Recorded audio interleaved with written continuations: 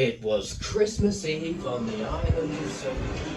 All the engines were racing around making the final preparation for Christmas Day.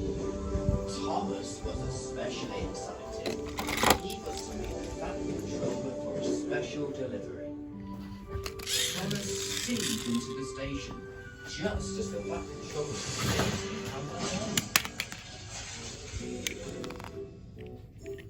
Snowballs, they do wonders for me car. But not for me, Thomas thought to himself. Now, Thomas, I have a very special job for you. You are to collect the Christmas tree for the villagers in the mountains and take it there today. Thomas was excited. I'd be proud too. Oliver will lend you Toad for the journey. Other brake fans cannot make it through the snow, so make sure he is added to the back of your tray. I will. You must take Butch with you. He will arrange the decorations once there. And, not forgetting your Christmas hat. Thomas wasn't sure. Last year, the smoke from his funnel had shot the hat into the air. And it had landed on Lady Hat. Don't worry, there is a hole for your funnel to breathe. We will arrive later to see the final display. You must arrive before sunset, so please hurry. Thomas beamed. He was excited. But as Thomas reached the bottom of the summit, there was trouble. The foreman spoke to Thomas's driver. Oliver has been hit by a snowdrift. Workmen are removing it as quickly as they can, but I can't let you through yet. Oliver was cross. Snow is nothing but trouble. Beg pardon, Mr. Oliver, but it does brighten the Christmas spirit, if you forgive me for suggesting it. Oliver just shivered. Thomas was impatient. Then he noticed a track ahead. It twisted its way through bare trees and bushes. What about the line ahead? I must deliver this tree before sunset. The foreman wasn't sure. The tracks are old, and the lines haven't been examined for a long time. But this package is urgent. The villagers need it. We'll be sure to return again if it is too unsafe, his driver added. So the foreman agreed. Sorry, Mr. Thomas, father caused you any trouble. Don't worry, Toad, the climb will be gradual, and I've plenty of steam.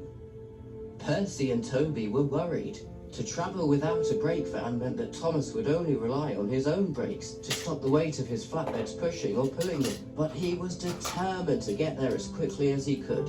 It may get rough out there, Thomas. Please be careful. I will, Toby, and don't worry, you'll see me later at the summit.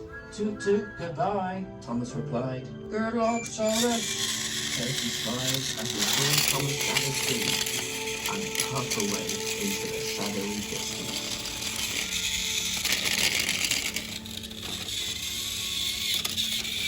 Thomas and Butch were making their way through the mountains. As it started to snow, everything looked like Christmas. They made their way through the woodland area and out into the open air. Then Thomas saw the most beautiful sight he had ever seen. This is my first time being up here, you know, Thomas. Me too. It's absolutely wonderful.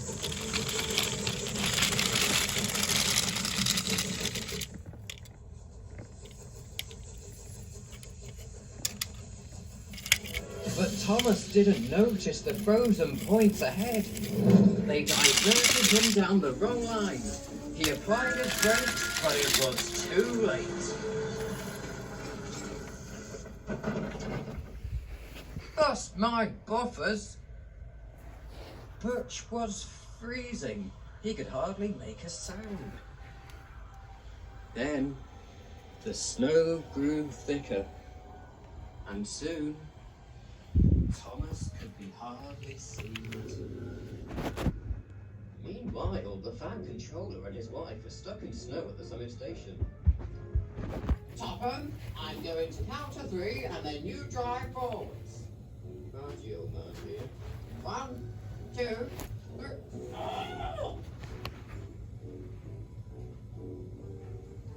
Topham, I've had enough. There There is nothing to see here. The decorations haven't been delivered yet, and it's far too cold. I will show you my wonderful accident-free invention. Why do I feel this is a bad idea?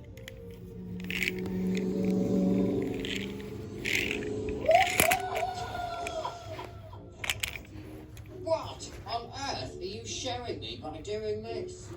The snowball. It does wonders for me car. But not for me, you silly pudding.